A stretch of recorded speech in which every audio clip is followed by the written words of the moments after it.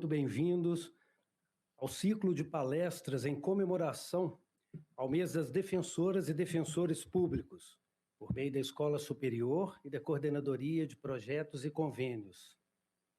Anunciamos as presenças compondo a mesa.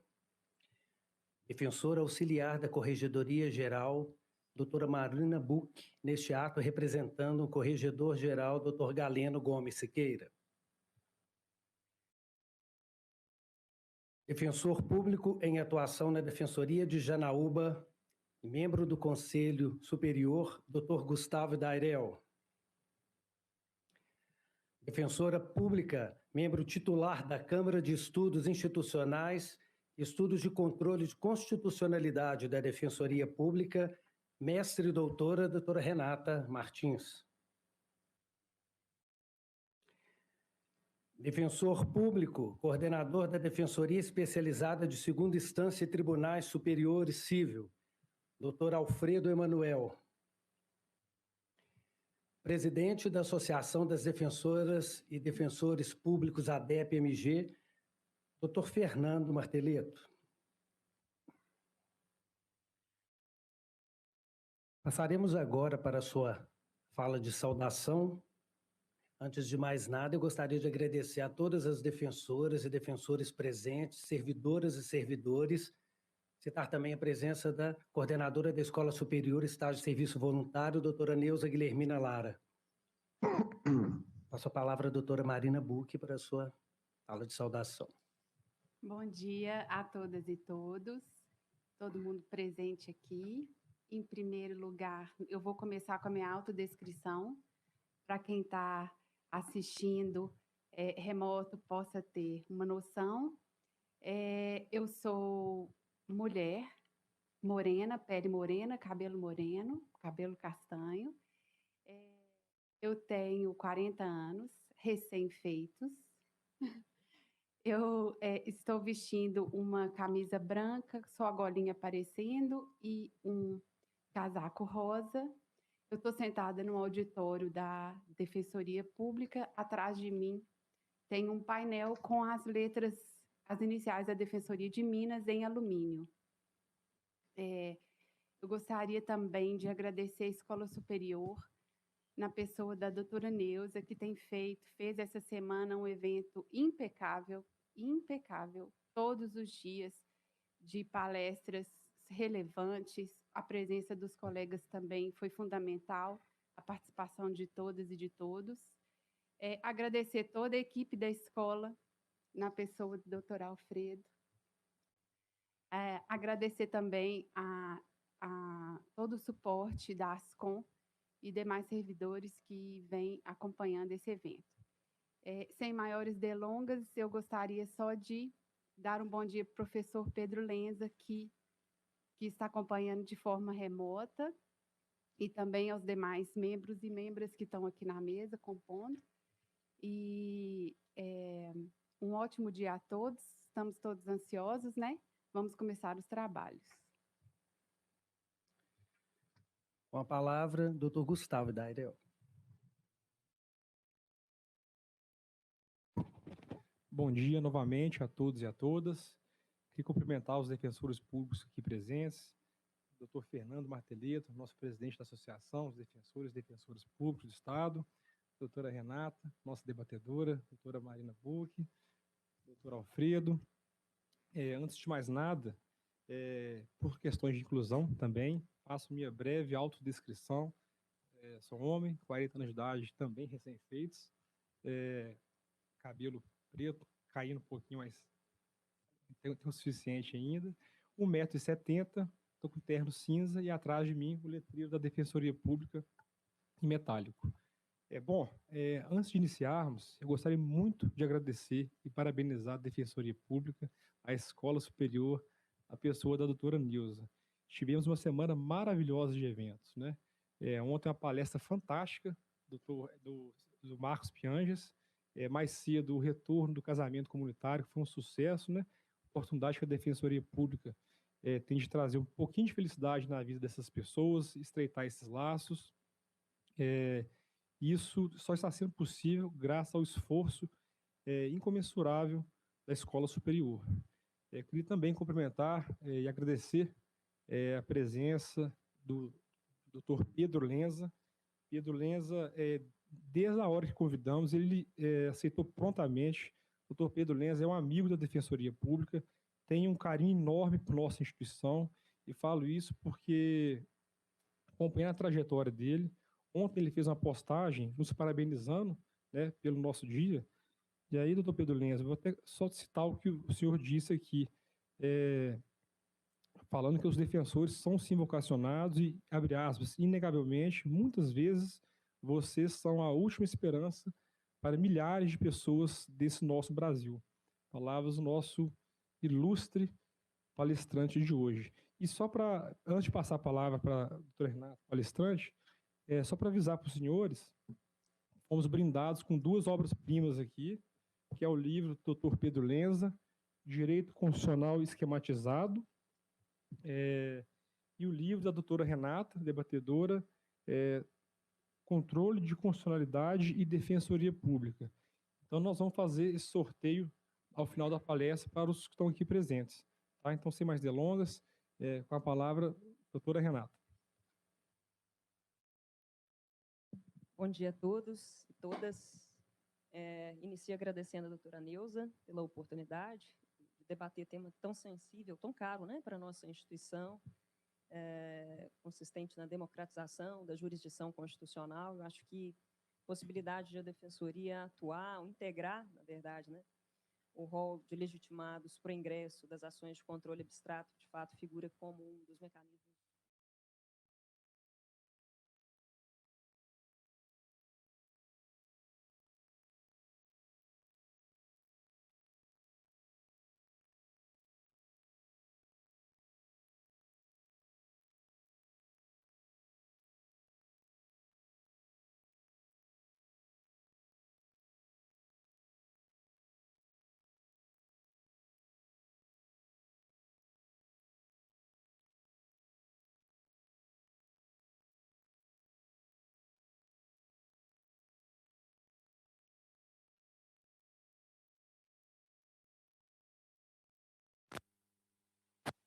temática.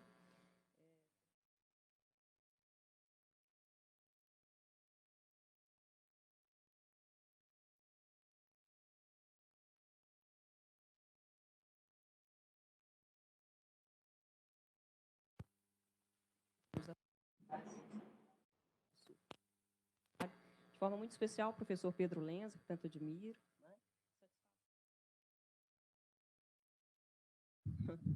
Bom, na verdade, professor, a gente gostaria de te ouvir. Né? Eu tenho feito, na verdade, ao longo... Renato, só antes de iniciar, eu gostaria de passar a palavra para o doutor Alfredo Emanuel, só para falar de saudação dele. Doutor Alfredo, por favor.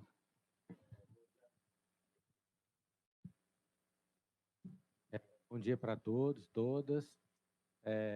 Quero compartilhar aqui, né, da minha satisfação de participar desse evento, agradecer e saudar ao mesmo tempo os integrantes aqui dessa mesa, na pessoa do doutor Fernando Martelletto, presidente da ADEP, agradecer ao Gustavo também pela lembrança do meu nome, parabenizar a Neuza pela organização do evento e ressaltar, né, lembrando aqui, enquanto preparava minha fala, Sotomayor Borges, num livro muito interessante, chama Ciência Feliz, que fala da importância das escolhas, né?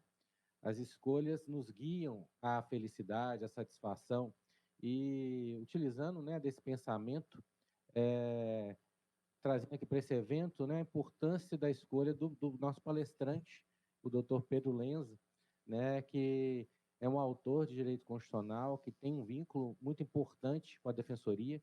Né? Aproveito aqui para saudá-lo e, ao mesmo tempo, para agradecer. Né?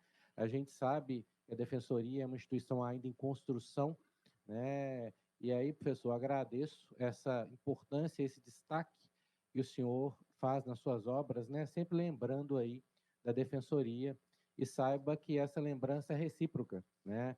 Ao mesmo tempo que o senhor lembra da Defensoria, nós também lembramos e agradecemos aí essa importantíssima contribuição ao fortalecimento da instituição. Né? Parabenizo ainda os eventos anteriores, tive a oportunidade de acompanhar, né? Foram escolhas muito bem feitas, muito importantes, né, para o sucesso do evento. Vou devolver a palavra ao Alfredo para as suas delimitações.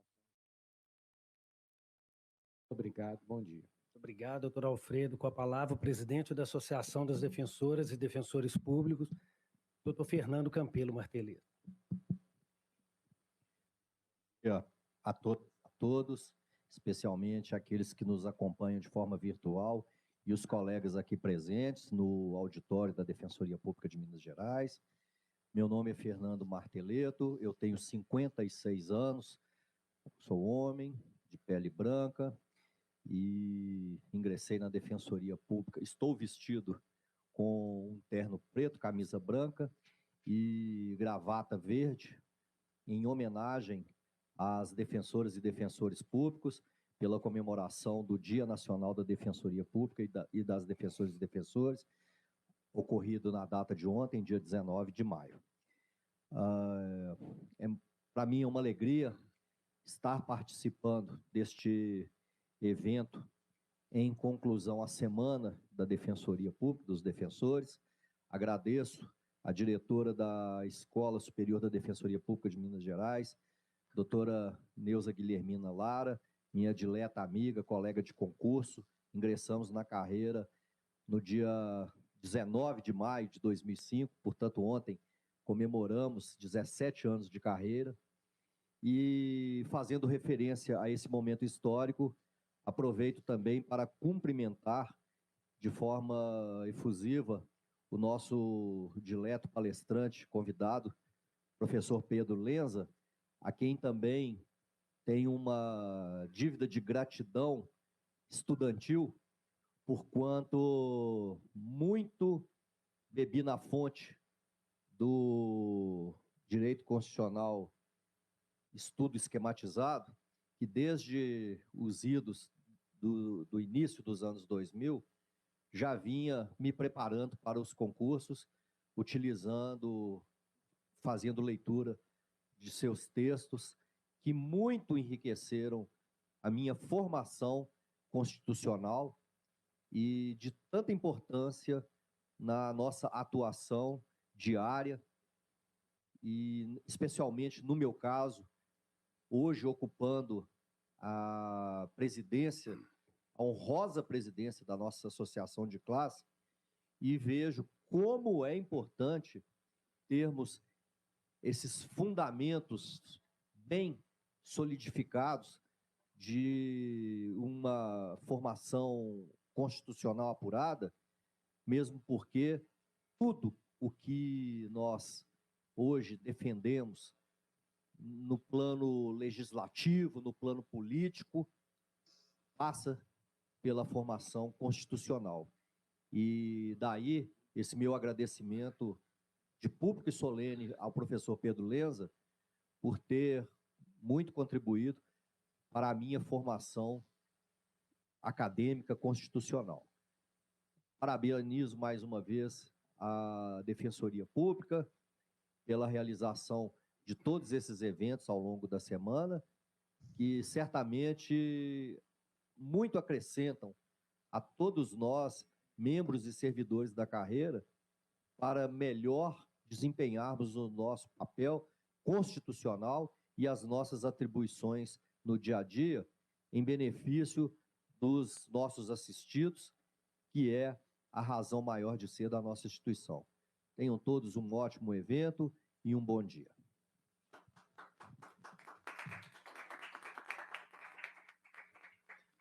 Convidamos as autoridades para tomar assento junto à plateia, agora que a mesa se desfaz, permanecendo a doutora Renata Martins e doutor Gustavo Dairel.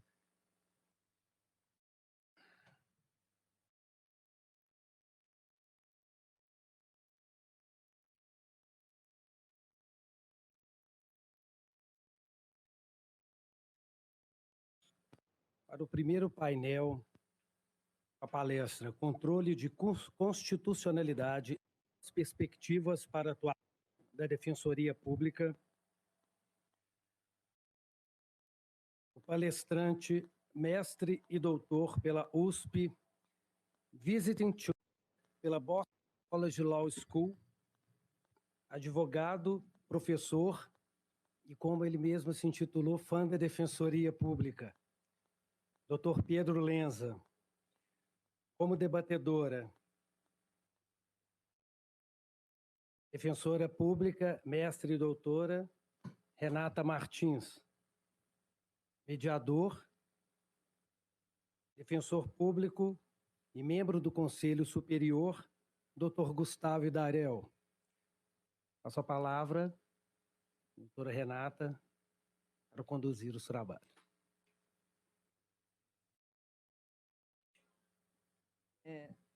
Bom dia a todos novamente. Eu cometi um ato falho, esqueci de fazer minha autodescrição. Então, aproveito a oportunidade para fazer, porque ainda há tempo, né, Alfredo? Renata Martins. Cabelos grisalhos naturais, não tingidos, faço questão de ressaltar. Jovem. Os cabelos grisalhos aqui, maturidade, não de idade.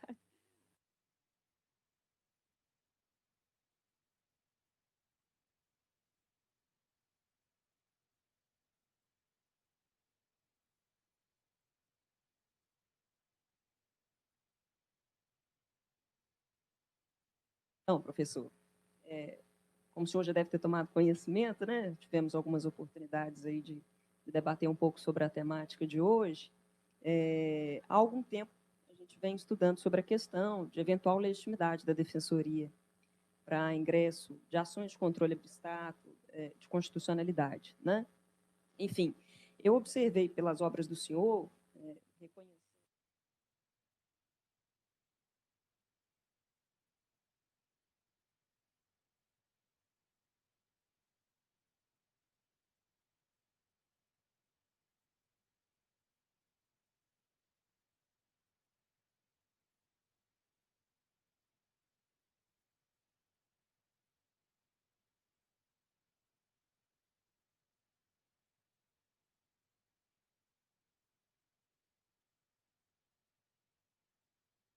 Caráter mais seletivo, de viés mais restritivo mesmo, né? Do artigo 103 da Constituição, a criação dos legitimados especiais e posteriormente também ouvir a opinião do senhor acerca da possibilidade, né, considerando esses novos entendimentos da própria Corte sobre a matéria, sobre a viabilidade de atuação não só da associação de classe, que obviamente representa os interesses aí dos defensores públicos no âmbito federal, mas da própria instituição Defensoria Pública, se isso seria possível, se seria viável, na perspectiva do senhor. Bom, vamos lá. Bom dia a todos. Queria saber se estão me ouvindo, a questão técnica aqui, para efeito de saber se está tudo certo, se a minha imagem está chegando e se... Porque estava cortando um pouco para mim. Está tudo... Podemos seguir? Perfeito, professor. Imagem, áudio. Tá. Qualquer coisa, vocês me avisem se estiver dando alguma interferência. Primeiro, eu gostaria de, em nome da defensora e professora Renata Martins e do professor defensor Gustavo Idarel, agradecer esse honroso convite de estar no evento tão importante que é o evento em comemoração ao dia da Defensoria, na verdade, em comemoração à instituição, a Defensoria Pública de todo o Brasil. É uma grande honra estar com vocês aqui. Queria agradecer também a Neuza em relação a toda a logística, toda a preocupação e toda a sua motivação nesse extraordinário evento e parabenizar em seu nome o sucesso dessa semana. E em nome do defensor Gustavo, agradecer a presença de todos os colegas que estão presentes aí em Minas Gerais e eu aqui por videoconferência. Mas eu gostaria de, num primeiro momento, lembrar que existe, e por isso que estamos aqui, e fiz uma importante postagem ontem na minha rede social, estamos diante de uma legislação federal que vem reconhecer a importância da Defensoria Pública. Por que que a gente comemora o dia 19 de maio como o Dia Nacional da Defensoria Pública? Existe uma legislação, a Lei 10.448 de 2002, que instituiu esse Dia Nacional. Por mais que possa ser simbólico, eu acho extremamente importante termos um momento de parar naquele dia e repensar a importância dessa instituição. Porque, como pude colocar na minha postagem, muitas vezes, e isso é uma realidade que todos os colegas defensores eles vivenciam, muitas vezes a defensoria é a última esperança, a última trincheira. Muitas vezes, quando não se encontra nenhuma outra solução, vem a Defensoria Pública e presta um trabalho de uma qualidade extraordinária. Um trabalho que, inclusive, tem uma repercussão não apenas nas instâncias inferiores, mas também e em especial nos tribunais superiores. A Defensoria Pública tem uma atuação extremamente importante nos tribunais superiores e, em especial, na Suprema Corte. Isso é reconhecido pelos ministros do STF. Há realmente um reconhecimento muito importante na minha visão. Eu trouxe na minha postagem de ontem, e gostaria de ler com vocês, um aforismo que foi dito em 1830. E esse aforismo diz em inglês: In England, justice is open to all, like the Ritz Hotel. Ou seja, na Inglaterra, isso foi dito por James Matthew, nessa frase, a justiça está aberta para todos, como o Ritz Hotel. Ritz Hotel é um hotel de luxo. E essa é a grande questão. Será que realmente a justiça está aberta para todos, né? Será que realmente estamos conseguindo cumprir esta previsão constitucional? E é esse o ponto que se coloca. A todo momento, todo um movimento que começa em 88 e se busca cada vez mais fortalecer a Defensoria Pública. Então, portanto, este é o grande desafio. Temos que, sim, ter uma justiça aberta, não apenas para o Ritz Hotel, mas uma justiça aberta que permita com que todos possam ingressar no Poder Judiciário e ver respeitado os seus direitos. E, nesse sentido, o tema do controle de constitucionalidade, ele é extremamente relevante, porque a gente passa a falar numa tutela coletiva, numa tutela molecularizada, que tem preferência sobre a tutela atomizada, certamente. E, para poder falar do controle e sustentar toda uma nova perspectiva da atuação da Defensoria Pública, eu gostaria de introduzir a minha discussão, o meu debate, fazendo um rápido histórico, ou trazendo um rápido histórico, seja da garantia da assistência jurídica integral e gratuita, seja da previsão do princípio da inafastabilidade da jurisdição.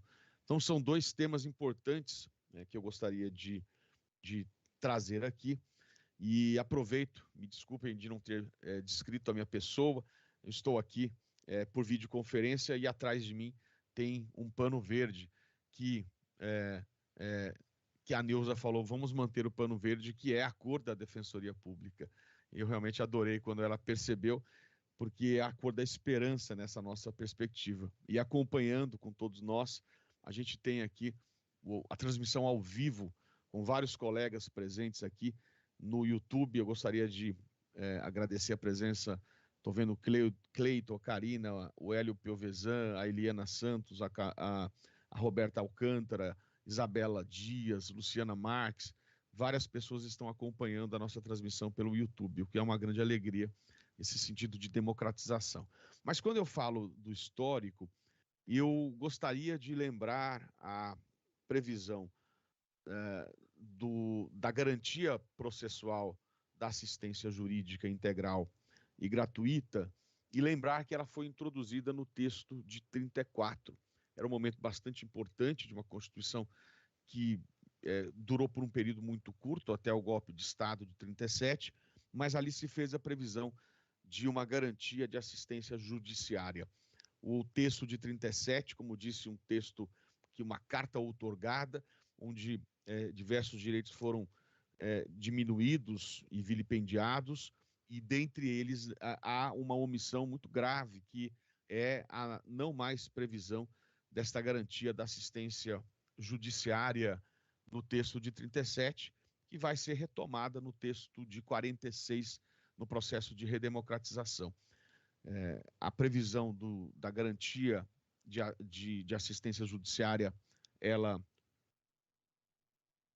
retoma no texto de 46, se mantém no texto de 67, na emenda 1 de 69, e o texto de 88, ele inova no artigo 5º, inciso 74, ao falar não mais apenas numa assistência judiciária, mas numa assistência jurídica, e agrega a essa expressão o qualificativo de ser uma assistência jurídica integral e gratuita.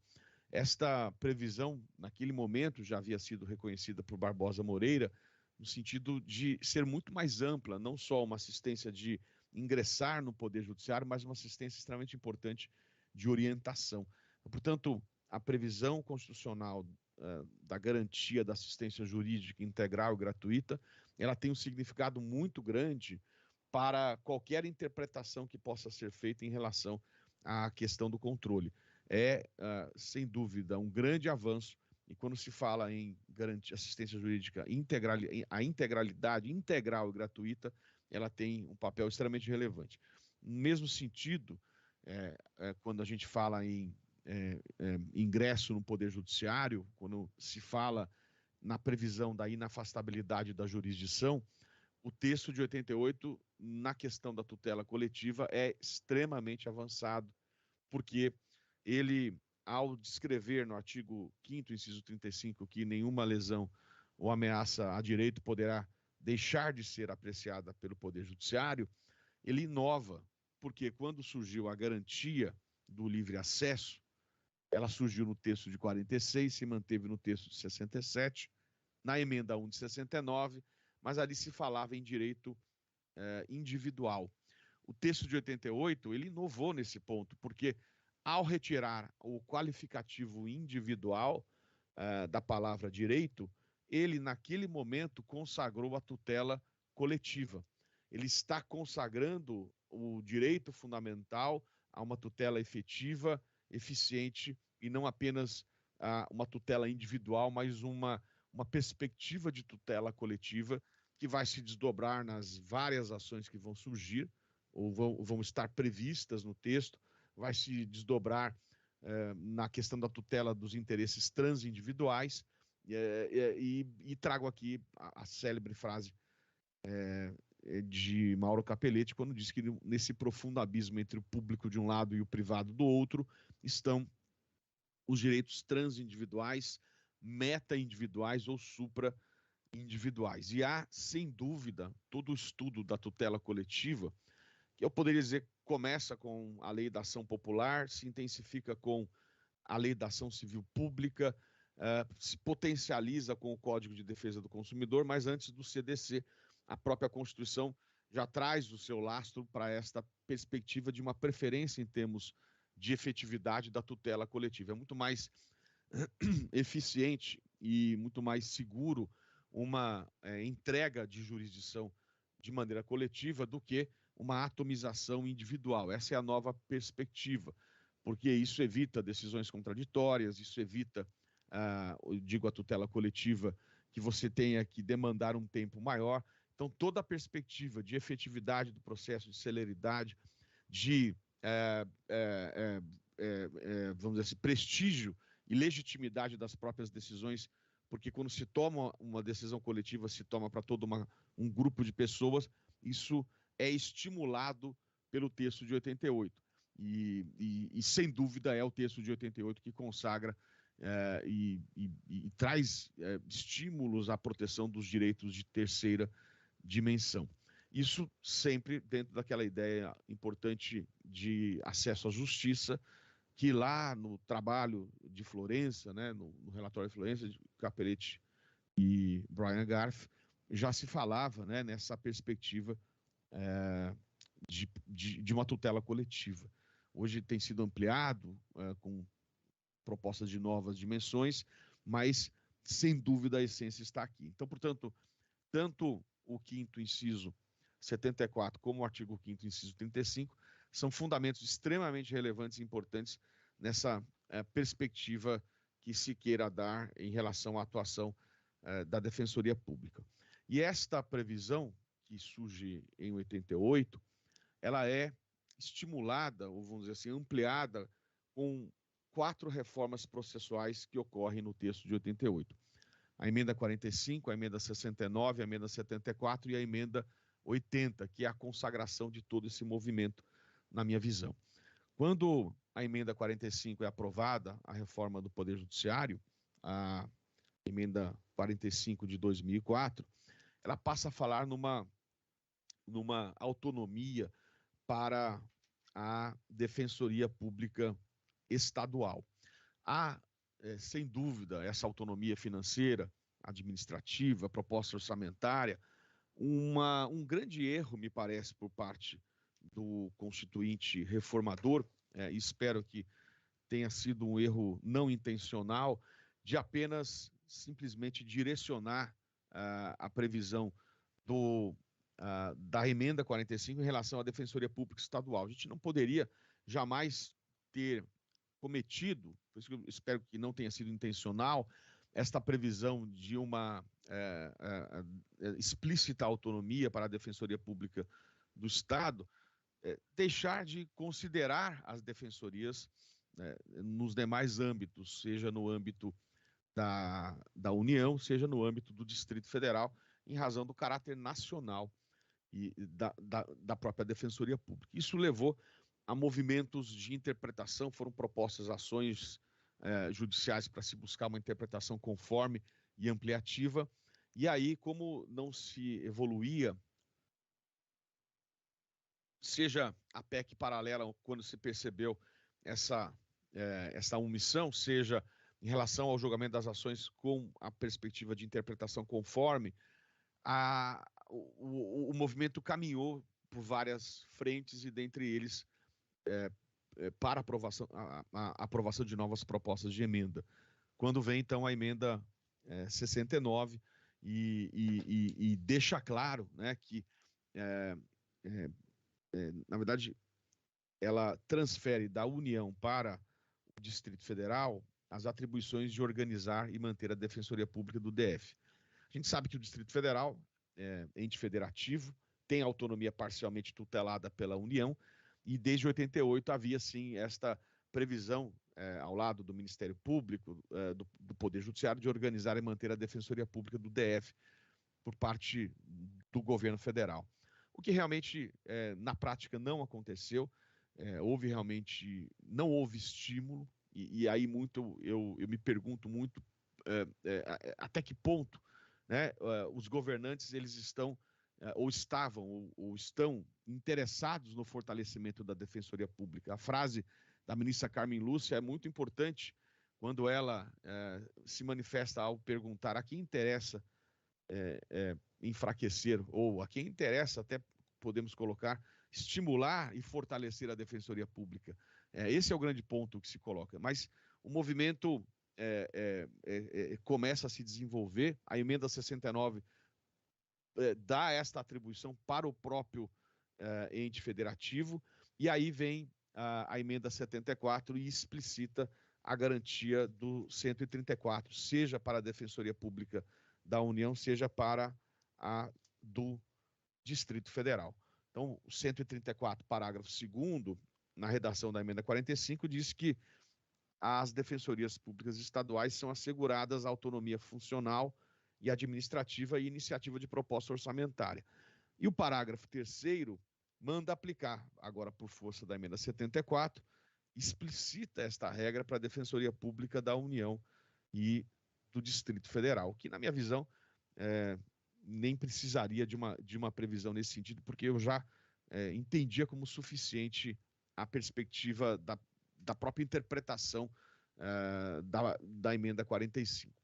E aí, a emenda 80, na minha visão, consagra todo esse movimento de autonomia, esse movimento que foi explicitado pela emenda 45, e esta previsão da emenda 80, ela tem um simbolismo, vamos dizer assim, de disposição na Constituição muito importante.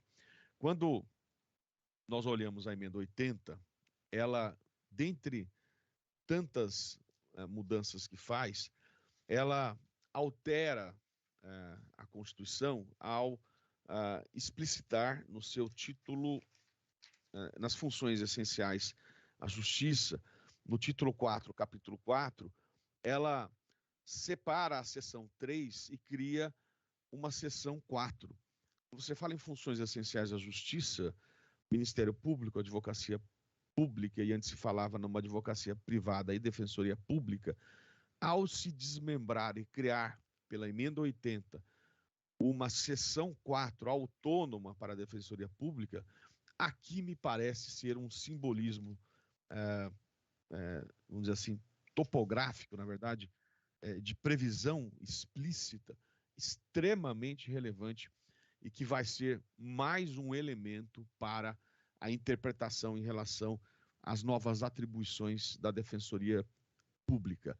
Eu tenho, sim, que cada vez mais perceber e entender a Defensoria Pública como uma instituição que deve ser tida como distinta, separada, autônoma, com nenhuma vinculação aos poderes. Não se pode ainda imaginar uma vinculação da Defensoria Pública ao Executivo. Isso é inaceitável diante de todas as evoluções e modificações que se percebeu aqui.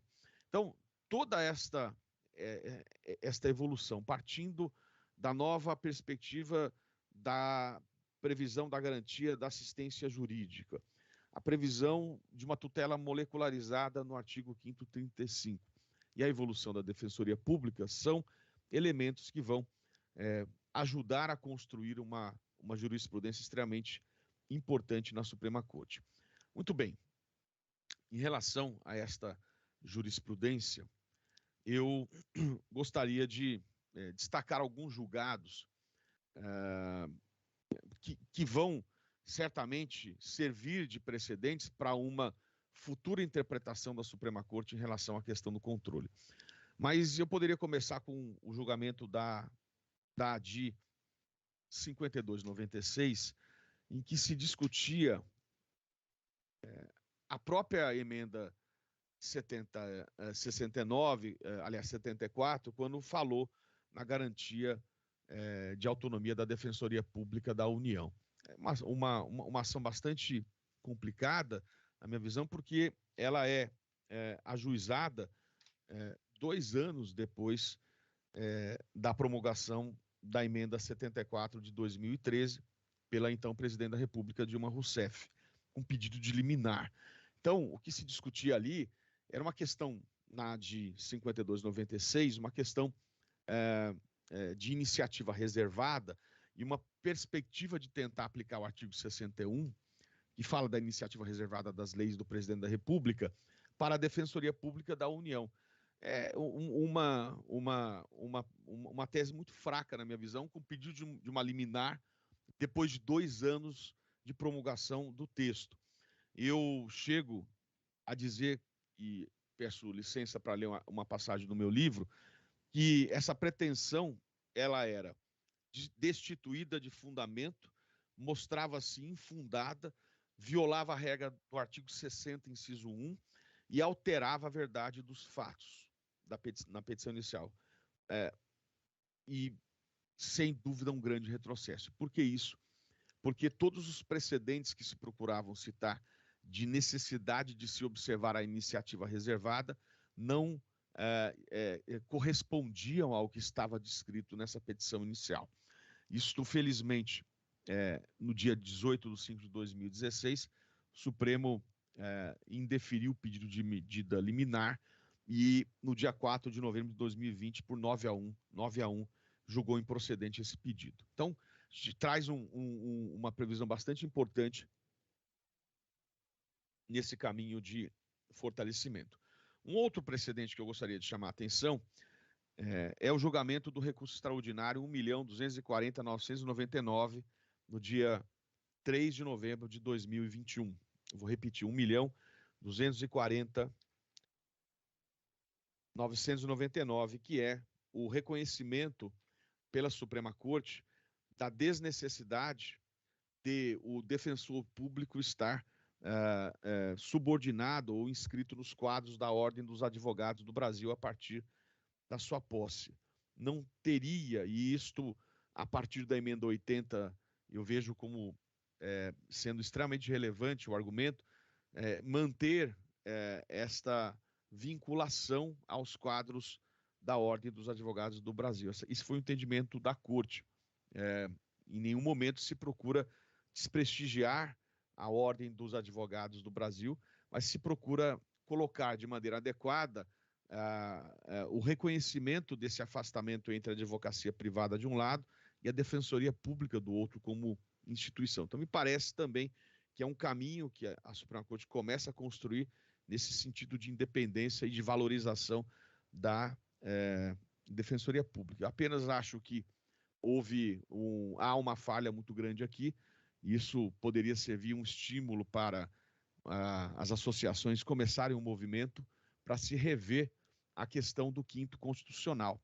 Não há dúvida que a regra do quinto, só para explicar e lembrar o que é um mecanismo de oxigenação dos tribunais. A regra do quinto permite que 1/5 das vagas dos tribunais sejam preenchidos por membros do Ministério Público e da Advocacia.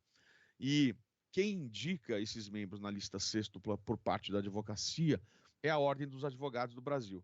É natural que, com este julgamento e com esta realidade de não vinculação, não haja mais a indicação de defensores públicos.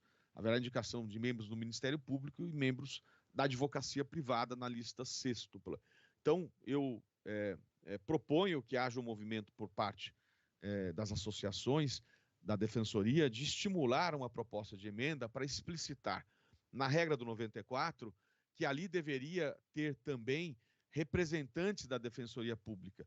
E aí eu caminho um pouco para o que conversei na semana passada com os amigos defensores públicos de Petrópolis e o Maurílio, que fez a apresentação do belíssimo livro da Renata, que está presente, sobre o controle, que vem sugerindo uma perspectiva de custos vulneráveis no papel da Defensoria Pública, mas o que mais eu gostaria de chamar a atenção nessa discussão sobre custos vulneráveis não é o Instituto em si, nesse momento, mas o surgimento histórico da Defensoria Pública no estado do Rio de Janeiro. Isso para tentar mostrar um pouco o papel da Defensoria Pública. Quando surgiu a Defensoria Pública no estado do Rio de Janeiro, e quem traz esta proposta é o professor Diogo Esteves e o professor Franklin, no livro que eu considero um dos mais completos sobre a Defensoria Pública, eles mostram que no Rio de Janeiro a Defensoria Pública surge como sendo uma, vamos dizer assim, uma fase dentro da carreira do Ministério Público.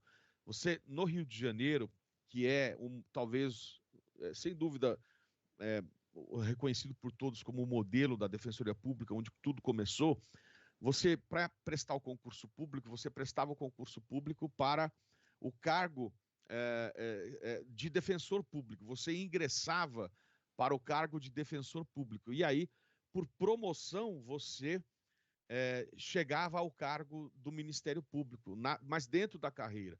Não era um outro concurso. Então, isso mostra que, na essência, havia uma aproximação muito grande entre a Defensoria Pública e o Ministério Público. Até o colega Maurílio chega a dizer que talvez antes de acusar, o Ministério Público deveria sentir na pele o que é defender, para que então pudesse movimentar a máquina da acusação com esta perspectiva da defesa, porque teve essa experiência, o que me parece muito interessante e relevante. Então, nesse sentido, quando se propõe a ideia de custos vulneráveis, o que se tem aqui por trás é, sem dúvida, a ideia de paridade de armas. Então, quando você fala no papel do Ministério Público na acusação, esta paridade tem que ser reconhecida em relação à Defensoria Pública também. Então, este é a base que está por trás do custos vulneráveis, da questão histórica e da questão da paridade, é mais um argumento para se posicionar a Defensoria Pública em relação à regra do quinto ou em relação à questão do controle de maneira adequada. Então, esse é um outro ponto que eu gostaria de chamar a atenção e de sinalizar também.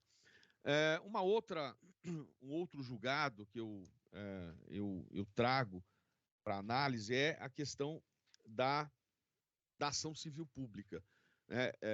Esse ponto, deixa eu até localizar aqui o julgamento da ADI 3943, a Suprema Corte ela reconheceu a legitimação ativa da Defensoria Pública para a propositura da ação civil pública. Eu tive o grande privilégio e oportunidade de ter feito essa sustentação oral em nome da Associação Nacional dos Defensores Públicos. Estou só tentando achar aqui onde está no meu livro para facilitar os números aqui.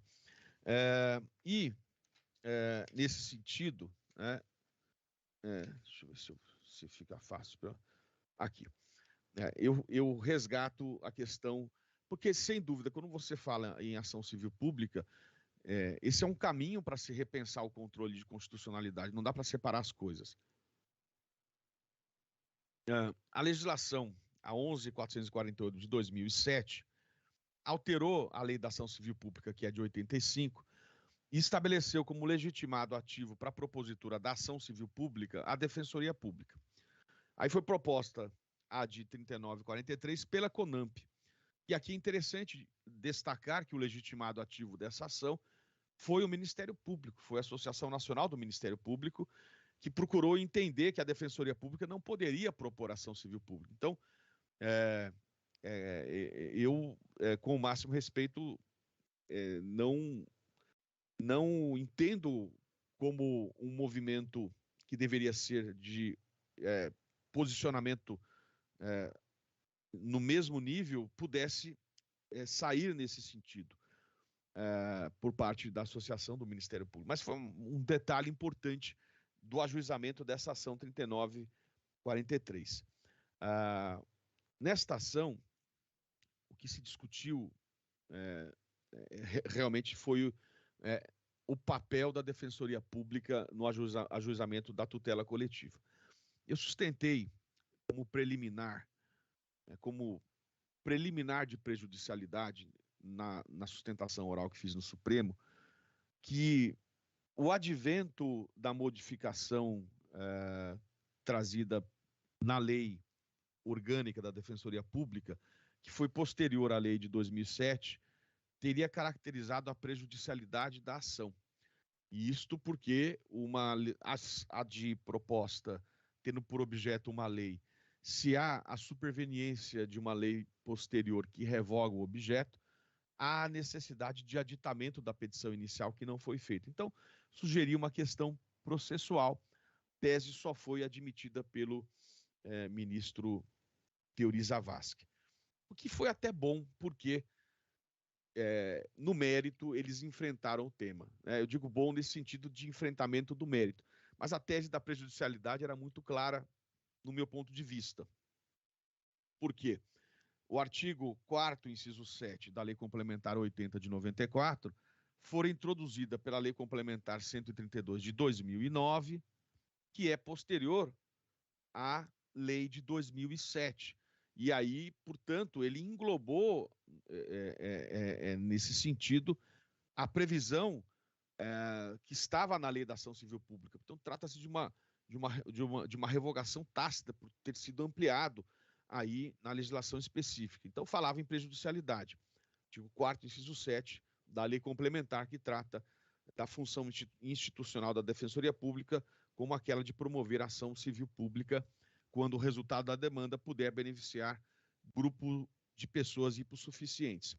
Então, no julgamento desta AD 3943, havia um grande problema, que é um problema que se encontra também, na minha visão, no controle, e aí eu não tenho dúvida em afirmar que há uma aproximação de efeito de julgamento da ação civil pública e da declaração de inconstitucionalidade no controle concentrado, ou mesmo no julgamento das outras ações de controle, mas havia uma grande questão que era tentar harmonizar a previsão da Constituição, do papel da Defensoria Pública na proteção dos hipossuficientes e na proteção daqueles, aspas, pobres na acepção jurídica do termo, com o objeto da demanda. Quando você fala em tutela coletiva, quando você fala em interesse difuso, sem dúvida, ao proteger, ao mover uma ação civil pública, a Defensoria Pública, num caso de procedência, é certamente muito provável que o resultado daquela ação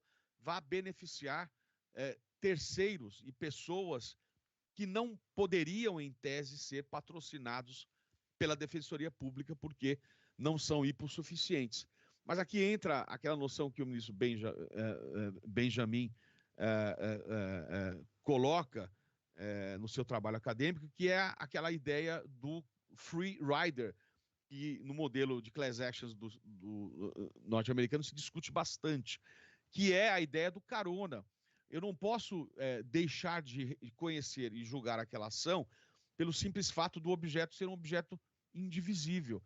O problema não está na legitimação ativa, mas na natureza jurídica da indivisibilidade do objeto quando a tutela se trata de interesse difuso. Então, nesse sentido, eu não posso impedir ou afastar a atuação da Defensoria Pública pela natureza jurídica do objeto e não pelo conceito da legitimação ativa. Então, esse precedente é, sem dúvida, extremamente importante para qualquer interpretação que possa ser feita em relação ao controle. Então, estou me referindo à de 3943, e aqui eu trago exemplos importantes que foram destacados no primeiro e no segundo relatório nacional da ANADEP, em 2013 e 2015, desse tipo de ação. Então, eles dão exemplos. Vamos pensar, por exemplo, numa ação civil pública que procure estender a linha de um ônibus a uma distância mais próxima de uma penitenciária. Antes, o ponto final do ônibus chegava a 5 quilômetros da penitenciária e a ação civil pública tem por objeto a extensão até próximo da penitenciária. Sem dúvida que a extensão da linha de ônibus ou de metrô ou de trem, seja o que for, que chegue mais perto da penitenciária, irá beneficiar não apenas aqueles que estão sendo substituídos pela Defensoria, mas, sem dúvida, todas as pessoas que, em tese, não são necessariamente pessoas hipossuficientes. E aqui a hipossuficiência no sentido ampliado que eu tenho sugerido também. Isso, contudo, não é um argumento para impedir a legitimação ativa. Aí eles dão outros exemplos nesse relatório. Ação civil pública visando facilitar a gratuidade do transporte coletivo, do transporte público para pessoas com deficiência física. Ação civil pública para melhorar um posto de saúde. Ação civil pública para manutenção do FIES. Suspensão de aumento de passagem de ônibus. Isso tudo, sem dúvida, serão argumentos para as ações do controle concentrado. Não há dúvida. Uma ação objetivando a garantia do fornecimento de água para a comunidade inteira. E todo esse movimento que se percebe hoje, especialmente em alguns estados ainda, e em Minas Gerais é uma realidade, o uso também da arguição de descumprimento de preceito fundamental em âmbito estadual para essas medidas. Então, esses precedentes, essa ideia, ela vem dar um lastro de precedente importante para essas ações do controle concentrado. E aí, só nesse sentido da ação civil pública, a tese fixada no recurso extraordinário 733.433, que diz assim: a Defensoria Pública tem legitimidade para a propositura da ação civil pública em ordem a promover a tutela judicial de direitos difusos e coletivos que sejam titulares, em tese, pessoas necessitadas. Então, isso está consagrado pela Suprema Corte e não vejo como retomar. O que eu quero mostrar é que esses precedentes em relação à Defensoria Pública, poderia trazer, por exemplo, mais um importante e recente precedente, que é o poder de requisição da Defensoria Pública, julgado na ADI 6852, recente. Aliás, pensar a Defensoria Pública sem poder de requisição seria desprestigiar todo o papel que ela desempenha. E veja, de novo, a ideia de paridade de armas com o Ministério Público traz elementos importantes aqui também para todo esse novo movimento de se repensar a Defensoria Pública. Então, nesses precedentes, a DI 5296, RE 1.240.999, a DI 3943, RE 733433,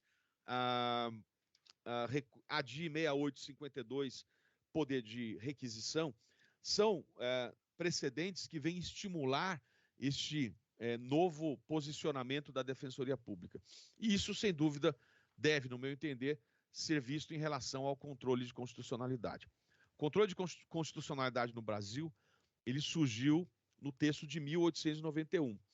Veja, durante o Império não havia controle de constitucionalidade e, ao que me parece a fundo, resumindo, basicamente em razão da perspectiva do poder moderador, que é uma realidade marcante no Império e no modelo de separação de poderes do Brasil, e ao dogma da soberania do parlamento. São dois fundamentos que justificam a não previsão do controle. Agora, no texto de 1891, até por influência do modelo americano, Rui Barbosa estimula a introdução do controle difuso no Brasil, que é introduzido por um mecanismo de se tratar de um controle realizado por um dos poderes, no caso pelo Poder Judiciário, que passa a realizar a chamada revisão judicial ou judicial review.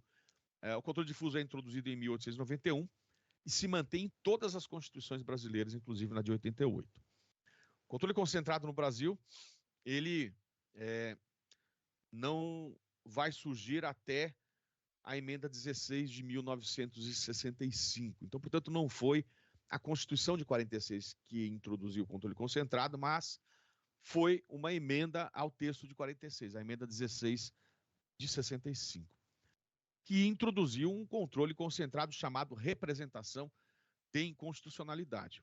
É interessante o nome representação, que vai justificar a previsão de representação no 125 do texto de 88, parágrafo 2º. E a grande marca desse controle, introduzido em 1965, era a sua fragilidade. E digo isso porque havia um exclusivo legitimado, que era o Procurador-Geral da República, e que era o chefe do Ministério Público totalmente vinculado ao Executivo. Naquele momento, você não tinha o posicionamento do Ministério Público que ele passa a ter em 88. O Procurador-Geral da República, que era o exclusivo legitimado, ele era demissível ad nutum, ou seja, sem nenhuma formalidade. E isso, então, não estimulou o movimento de controle concentrado no Brasil. Em 88, essa questão ela é modificada, porque o texto de 88 ele é, sem dúvida, extremamente avançado em termos de controle. Ele manteve o controle difuso, ele ampliou os legitimados para a propositura da ADI, da ação direta, no rol do artigo 103.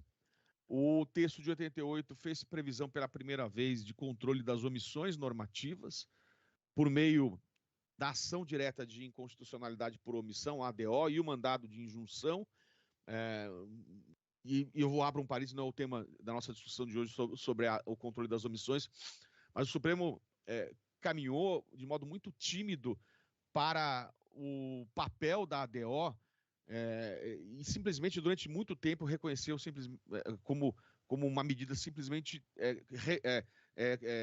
caracterizar a mora daquele que era omisso. Me parece muito tímido em relação ao controle das omissões, e isso começa a ser revisitado, não só a partir da nova lei do mandado de injunção a 13.300, que tem perspectivas de julgamento ultra partes, mas especialmente o novo posicionamento da Suprema Corte em relação ao crime de homofobia e transfobia como crime de racismo, num julgamento importante aí, e que passa a sinalizar nova perspectiva para a ADO.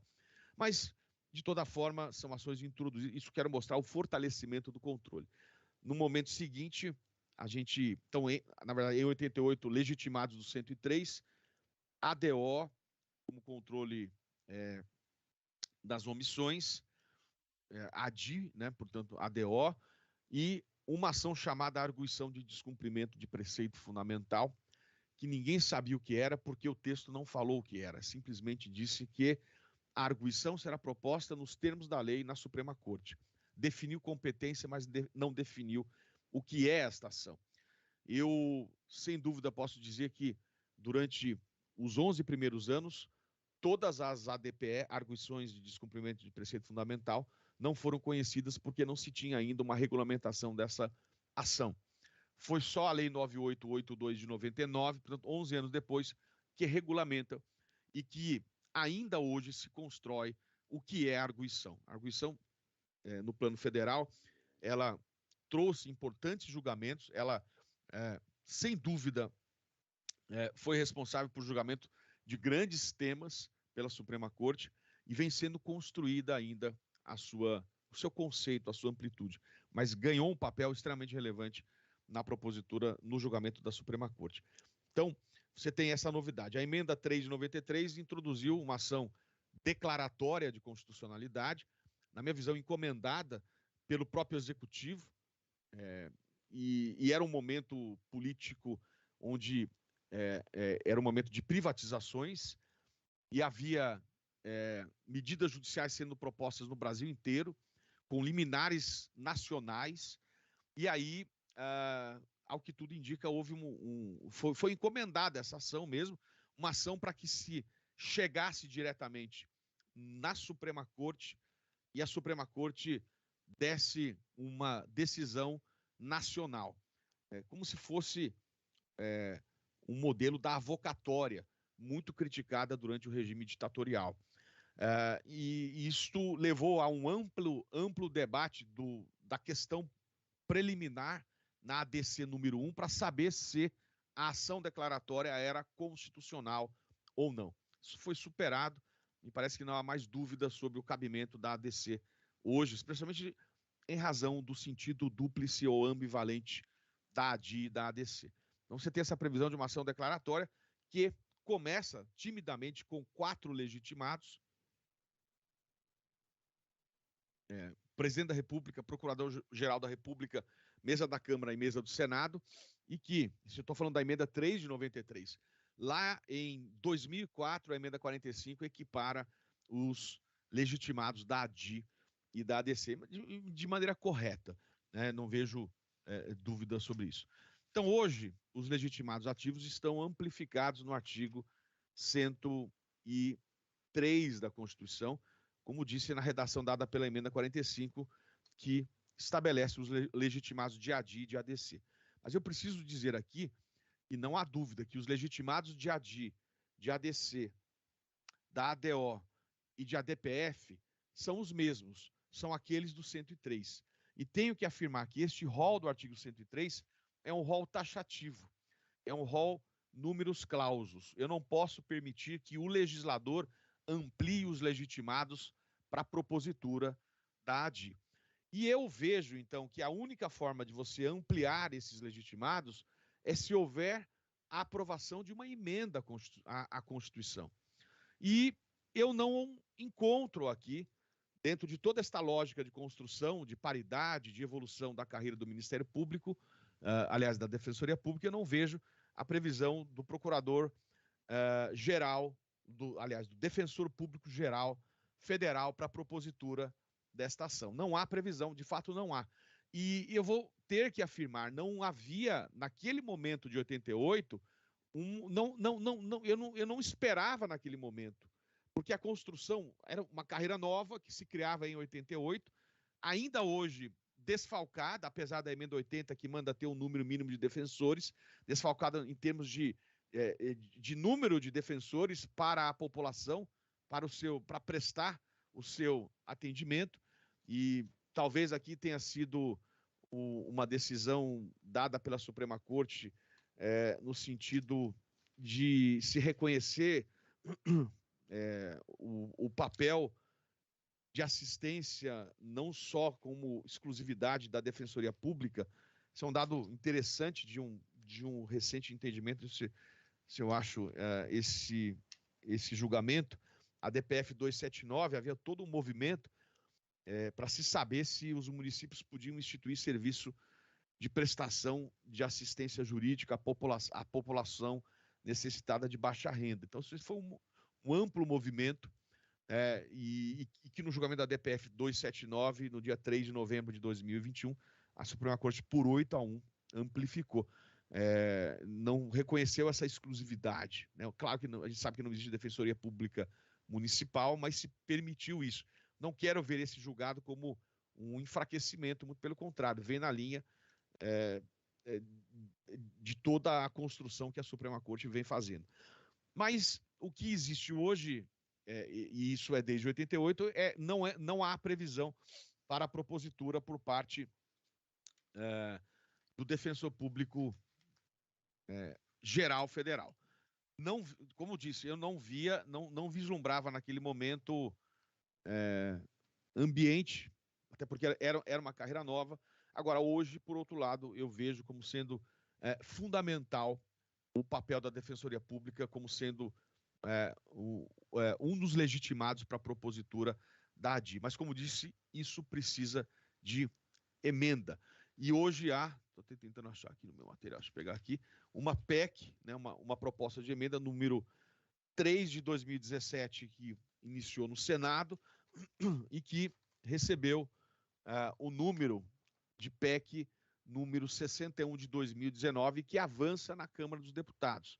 Eu vejo como sendo extremamente relevante a aprovação desta PEC 61 de 2019 para a previsão explícita como legitimado ativo da ADI genérica, o Defensor Público Geral Federal.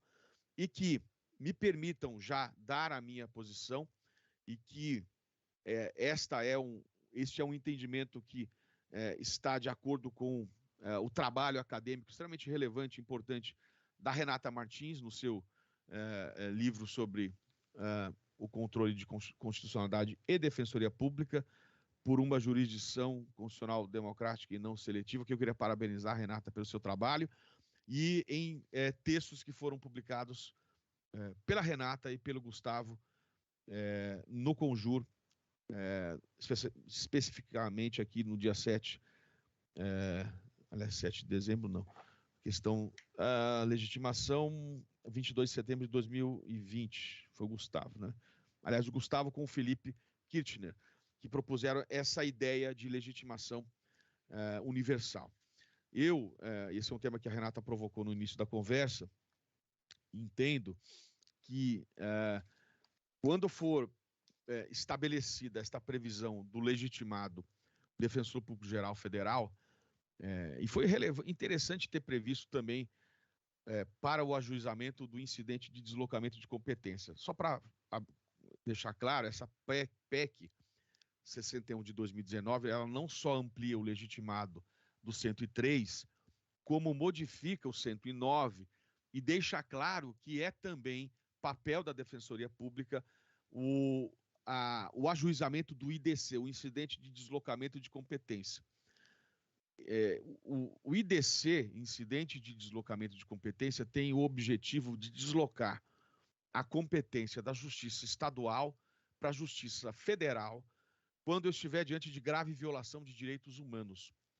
Esta previsão veio apenas para o Procurador-Geral da República, mas não há dúvida que o papel da Defensoria Pública como instituição, tem uma conexão muito grande, sim, também, para a propositura dessa ação. Isso caminha, mais uma vez, para a ideia de paridade que eu tenho falado desde o início.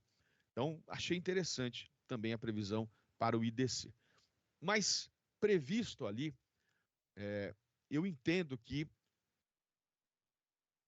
a legitimação do Defensor Público Geral Federal tem que ser tida como uma legitimação, como um legitimado neutro ou universal.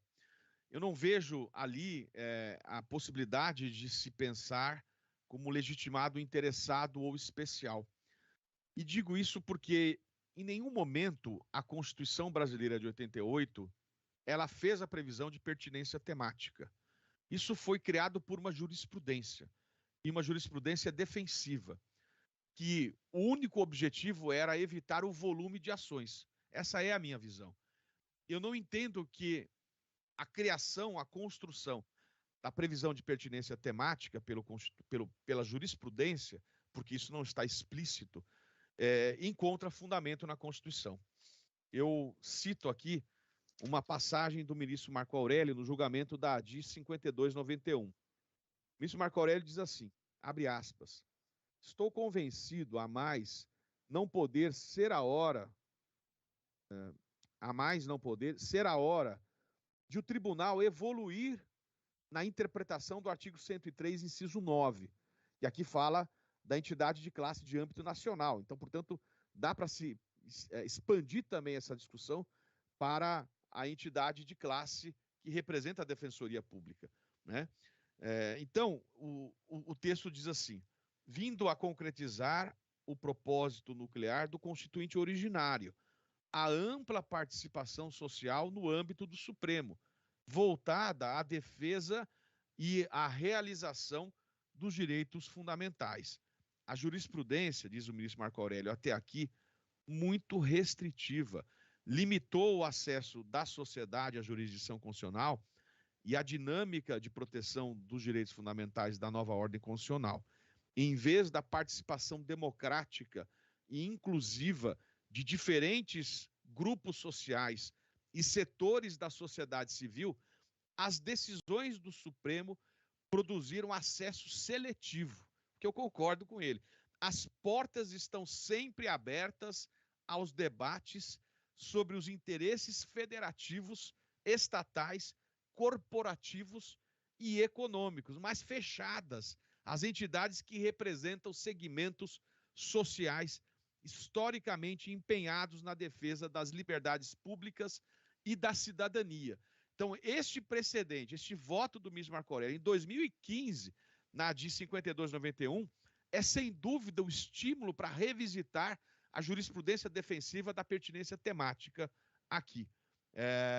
O ministro Barroso caminha nesse sentido também e propõe a ideia de representatividade adequada.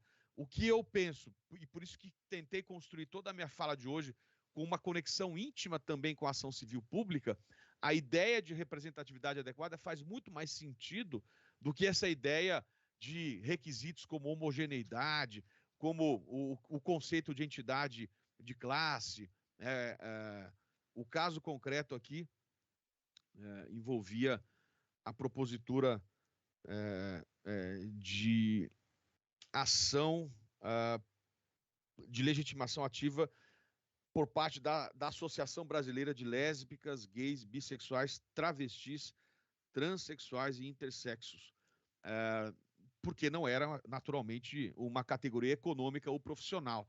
Então, isso levou à revisitação desse requisito de categoria econômica e profissional, e na ADI 3413, o afastamento da necessidade de homogeneidade.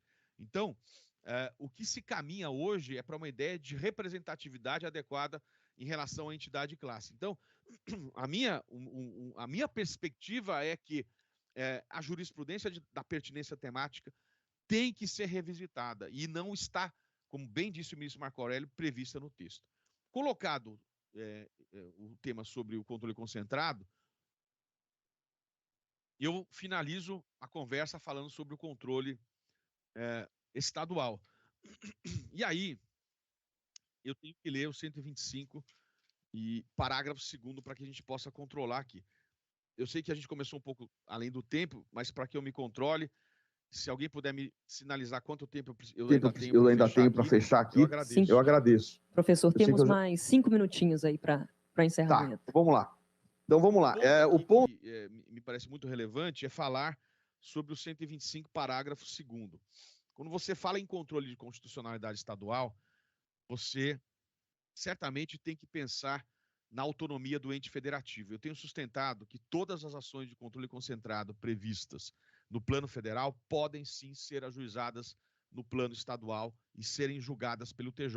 Então, é perfeitamente possível que haja julgamento de arguição de descumprimento de preceito fundamental, julgamento de ADI no âmbito estadual, julgamento de ação de omissão no âmbito estadual, de ação declaratória de constitucionalidade no âmbito do TJ. Eu não vejo como não se pensar dessa maneira. Não há como sustentar que o cabimento desta ação seria exclusivo do plano do julgamento pelo intérprete final da Constituição Federal, que é o Supremo. Há um intérprete final da Constituição Estadual, quando eu não estou diante de norma de reprodução obrigatória ou compulsória, que é o TJ.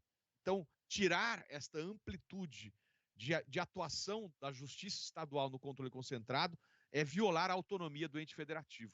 Então, não há que se fazer nenhuma interpretação restritiva em relação ao cabimento das ações de controle. Como disse, o intérprete final do controle de constitucionalidade no âmbito estadual, que tem como parâmetro de controle a norma, a Constituição Estadual ou a lei orgânica do DF, o intérprete final não é a Suprema Corte. O intérprete final é o Tribunal de Justiça.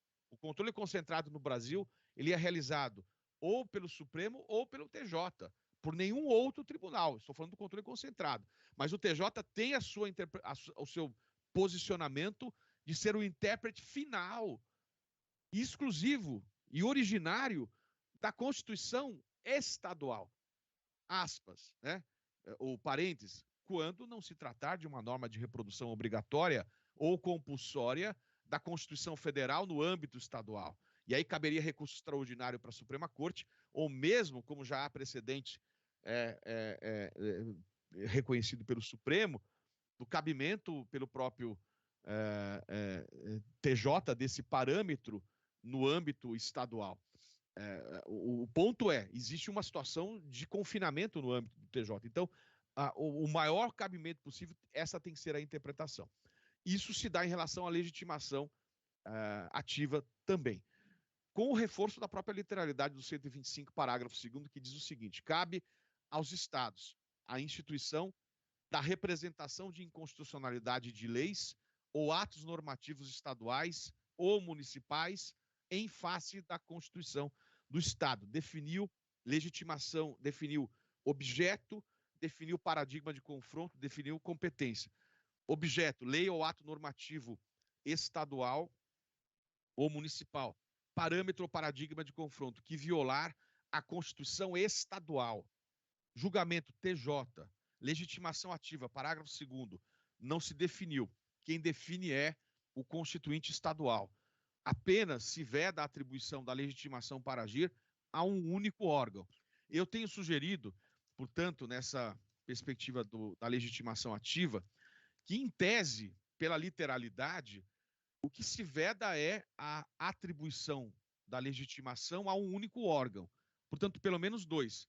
Mas tenho estimulado como sendo conveniente que os estados façam ao menos a simetria do plano federal para o plano estadual. Ao menos, é uma recomendação. Se fizer a quem, eu não vejo como inconstitucionalidade. Poderíamos discutir isso. Uma recomendação pela própria literalidade do parágrafo 2º. Mas isso não impede que o constituinte estadual vá além. E ir além significa concretizar a própria lógica da amplitude dos legitimados para a propositura da ADI e do prestígio de novos atores na jurisdição. É o que se espera quando o texto diz, ele veda, mas não impede que vá além. E isso foi consagrado pelo Supremo do julgamento da ADI 558. É uma ação interessante que levou 30 anos para ser julgado o mérito. A liminar foi dada em 1991, julgamento pelo ministro Pertence, e somente em 2021, no dia 22 de abril de 2021, portanto, 30 anos depois, que o Supremo ele confirmou que o artigo 162 da Constituição do Estado do Rio de Janeiro é constitucional. E esse artigo ele faz a simetria, mas vai além. Ele vai além da simetria e faz a previsão do Procurador-Geral da Defensoria Pública, do Defensor Público-Geral do Estado, aliás, vai além. E, portanto, me parece correta essa interpretação por parte da Suprema Corte, e esse precedente, sem dúvida, vem estimular que os estados que ainda estão tímidos em relação a isso, digo tímidos porque, pelo meu levantamento, apenas acho que 9 estados fizeram essa previsão na sua Constituição estadual, que os estados possam ampliar os legitimados e possam fazer a previsão, digo 9 apenas, do defensor público geral do Estado para a propositura dessas ações. Nessas ações, eu vejo, sem dúvida, que não há necessidade de demonstração de pertinência temática pela própria evolução que se propõe hoje de um requisito que não está na Constituição, e tenho visto que o fato da Defensoria Pública ela atuar na proteção dos hipossuficientes, isto não é um argumento para que não seja conhecida uma ação que atinja terceiros. O precedente da ação civil pública, ele vem justificar a lógica de se falar de uma tutela dos interesses transindividuais e de um problema não de legitimação ativa, mas de um problema de objeto da demanda. O problema da natureza jurídica do objeto, que por ser difuso, ele tem como titular pessoas transindividuais, pessoas indeterminadas. Então, portanto, isso não é um argumento para se impedir a atuação da Defensoria Pública nas ações de ADI genérica e todas as outras ações, como, sem dúvida, a arguição de descumprimento de preceito fundamental. E para finalizar, que eu já sei que eu já explodi de vez, porque o tema é fascinante e tem muito a ser construído, né, a gente percebe que o TJ de Minas Gerais tem até uma decisão recente do dia 13 de maio, portanto, no mês da Defensoria de 2022, de uma liminar concedida na DPF, proposta pela Defensoria Pública do Estado, pelo órgão especial do TJ de Minas, para suspender a cobrança de taxas públicas em Guaranésia. Então, esse julgamento, sem dúvida, vai atingir não só os hipossuficientes, mas isso não é um argumento para impedir o papel e a atuação da Defensoria Pública. Eu, com isso, pedindo desculpas por ter extrapolado, eu, passado além do nosso tempo, eu queria agradecer a oportunidade e me colocar à disposição, Renata e Gustavo, para eventual discussão, se ainda tivermos tempo, e dizer que é uma grande honra, uma grande alegria eu estar aqui no mês da Defensoria Pública, nesse extraordinário evento, podendo contribuir de alguma maneira. Muito obrigado.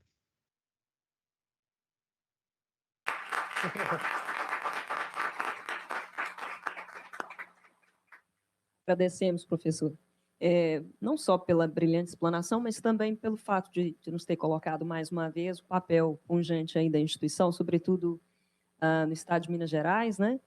Em sede de controle, através da DPF, o trabalho do Gustavo, do Gério, enfim, da Defensoria Mineira.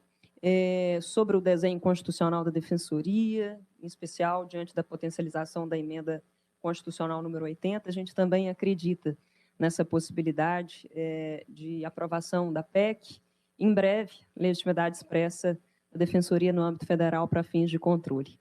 Eu agradeço e passo a palavra aqui para o professor e colega Gustavo, desculpa, para a finalização das atividades. Professor Pedro Lenza, muito obrigado pela palestra, pela brilhante palestra.